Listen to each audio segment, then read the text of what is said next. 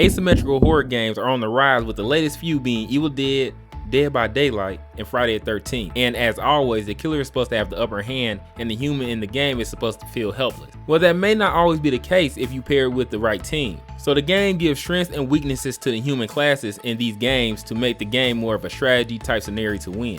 Well, Evil Dead kind of ran into a problem where the humans are more powerful than the demon if the humans play together. In Killer Klowns from Outer Space the game, humans seem to be at a bigger disadvantage than the clowns, but each side have their ups and downs. We are about to dive into which side could be more favorable than the others by exploring the strengths and weaknesses of the humans versus the clowns.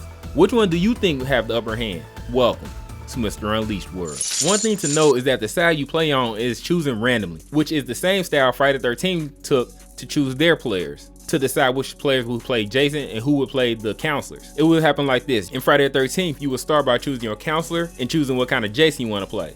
Then once you got into the lobby, somebody was randomly chosen to play Jason and the rest would get the counselor they chose. And it looks like Killer Klowns, the game, could be taking the same method of choosing the teams, which is an attempt to keep the lobby fair. If you are chosen to be a clown, then you have so many ways you can lose the game, which I think is a big advantage for the humans, depending on if a strategy is agreed upon. As humans, you can win by destroying the clown's ship, escaping the map, or last till the match is over, which is probably going to be around 20 or 30 minutes. On the other hand, if you are the clown, there is only a couple ways to win, and that is to kill the humans or capture them before time expired. Now this could be a big task, a weakness for the clown squad since there are only 3 clowns at one time. So they better drink a monster because a lot of work will need to be put in.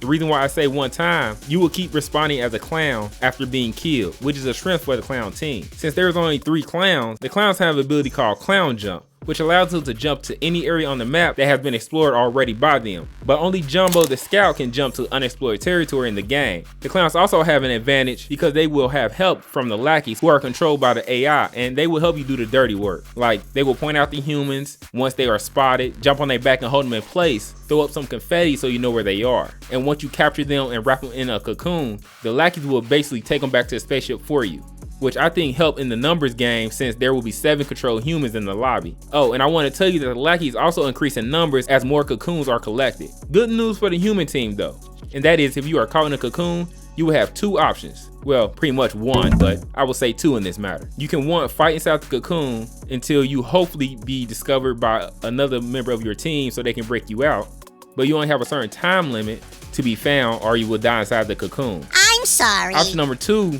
you can just give up and respond to another human on the map, if there is one to choose from. But if you haven't hit one of those engagement buttons yet to spread this video to other gamers interested in Killer Klowns, what you waiting on? Put them on the game information too. So playing the human side could be a little tricky when it comes to health gains, since I don't know how humans regain health in Killer Klowns. It could be the same way that you heal in Friday the 13th or something similar. But we do know that the clowns have a big ability that helps them regenerate health, and the ability just don't heal one clown. It heals any other clown that's around. Can you guess what that ability is called? I give you a hint.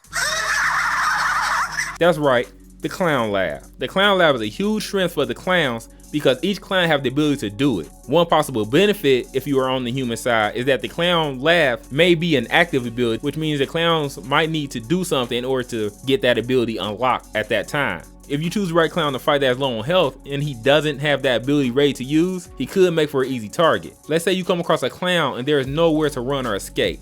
That means it is go time. Hopefully you have a weapon to try to aim for the clown nose, because that is the weak point on their body. Now, if you want to learn more about Killer Klowns the game, remember to hit that subscribe button so you don't miss any information about the game as it is released. So a huge advantage for the humans if they are working cohesively as a team is the numbers game. There will be a good sized population starting out and for you to choose from early on in the game. I'm not sure how many humans will be available, but it should be a good amount. So if you die early, that's no problem, just respawn again in another class.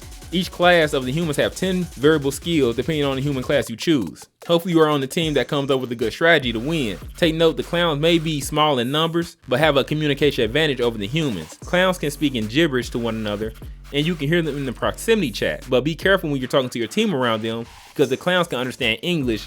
Even though you don't understand them, they can understand you. On top of that, they can also speak in English voices. Don't worry, Dave. All we want to do is kill you. So be careful and don't be fooled. The clowns overall have some good advantages, don't get me wrong, but the humans can also be a threat to the clowns but teamwork is a big advantage and weakness for the squad that's playing the humans. Clowns who only have 3 players will be able to speak to each other and formulate a plan faster than the humans due to a lower amount of voices and opinions on the strategy that need to be put into place to win. Now that you know the strengths and weaknesses, which side do you hope to be a part of the most? Click here to learn more about Killer Klowns from Outer Space the game, and welcome to Mr. Unleashed World.